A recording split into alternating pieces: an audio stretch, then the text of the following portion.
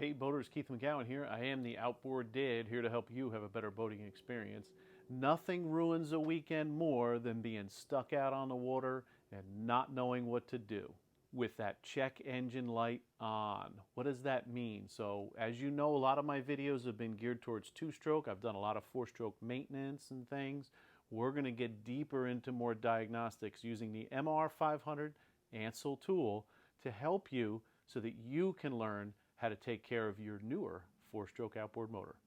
I'll be sure to drop the link for the ANCEL MR500 below, but today we're going to go ahead and take a look at this 150 horsepower carbureted motor. More and more of these are going away. As you know, I love rebuilds, but it's really not getting worth it anymore depending on the corrosion level. So let's take a look at this motor we picked up for $300. Is it a parts motor? Said it was running but had a knock in the engine. Let's take a look and you let me know what you think. So if any of you bought my used outboard motor buying guide on Amazon or had watched a lot of my videos, I'm big on compression check first. But when I went to spin this flywheel, let's get this out of the way.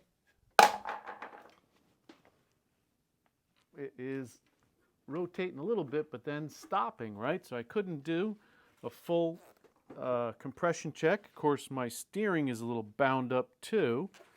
So that's another thing with this motor, and now I know why we got it so cheap. There we go. Then I went to pull the starter motor off because that gear is shot. It's okay. I got my buddy who's Mercury guy. He's got another one of these, 50 bucks. I could put it on there, but let's take a little further look and see what I found. Starter motor. Started to take a look, and what do we have here? Oops, that's not supposed to be there.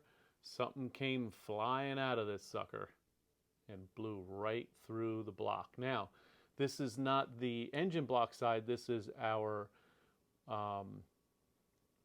case cover, right? The reed plates are back over here.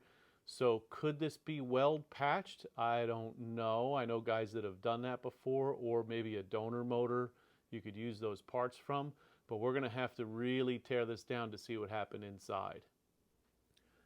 You let me know. For me, when I come across a motor like this, now of course I did not see that hole, so I know that I'm not going to rebuild this motor. It's as simple as that. Now I could use the parts, or somebody else could use the parts, but I'm not going to go through a full rebuild, look for that cover, that case or something like that. I like to rebuild rebuildable motors, not parts from here and there. It just gets to be too much these days. So what we're going to do next is we're going to go ahead and pull the heads off, and then we'll start saving these electronics, because I know there's somebody out there who needs a set of coils, maybe a power pack, maybe a stator, and we'll start listing this stuff for sale. But I am curious now to see what it looks like inside. Did that piston lock up?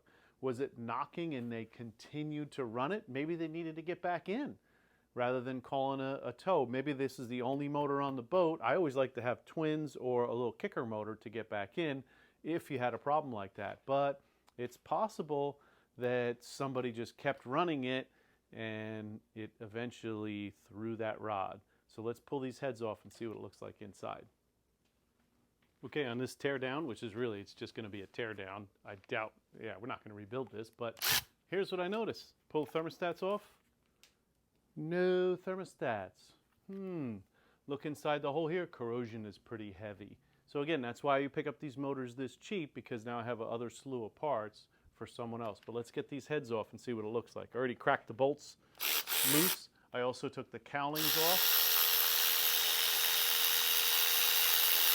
And what I'll do is save the tilt and trim switch. I put that back on there because I'm pretty sure it tilted up and down, but we're going to hook a battery up to it, make sure that functions properly before we continue to get the rest of the electronics off. So let's get these heads off and see what's inside. Okay, so this is not the side that had the hole in the block, but let's pull this one off. First, a little dusty crustiness.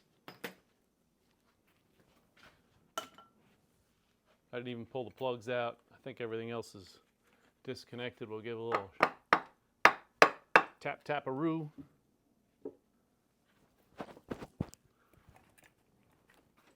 Did I miss a bolt? I don't think so. So I see aluminum from this piston, so this one is definitely locked up on here. And let's see what happens when we turn that flywheel. Oh, it moves. It moves, but we got aluminum. Head is probably still reusable, so we'll put that aside. Let's pull the other side off. Okay, let's get this one out. Give her a little tap.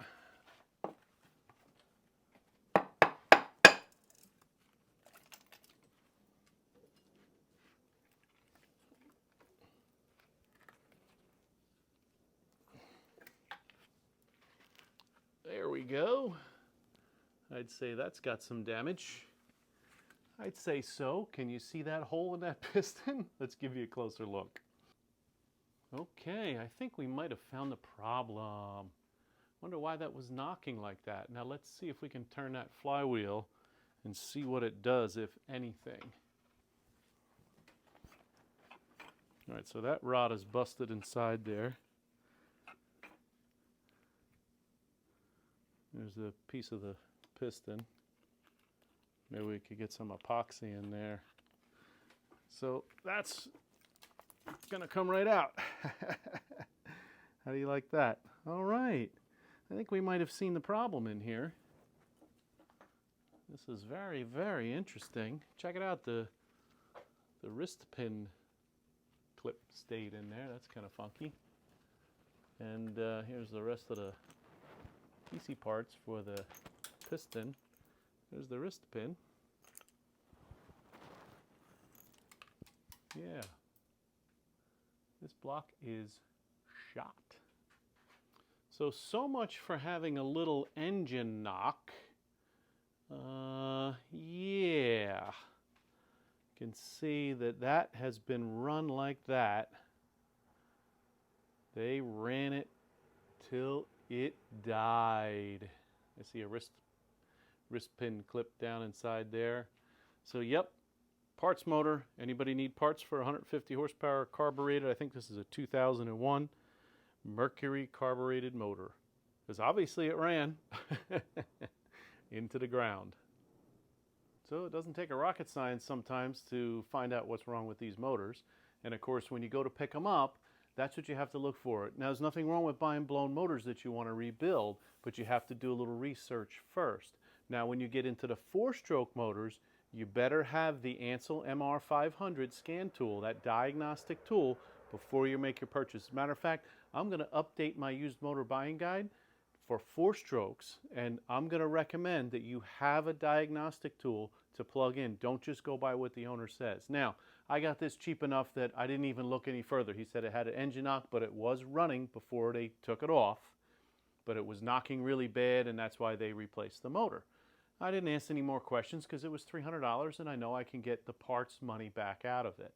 So should I have got it for less? If I would have done a little bit more, I probably would have said, you know what, dude, I can't rebuild and sell it, but still $300, I can. Well, we didn't check the lower unit, so in the next video, we'll check the lower unit and power, tilt, and trim and see if I lost money or not. So please like, subscribe, send me any comments that you have, and we'll look forward to seeing you out on the water, hopefully not stranded like this. Have a great day.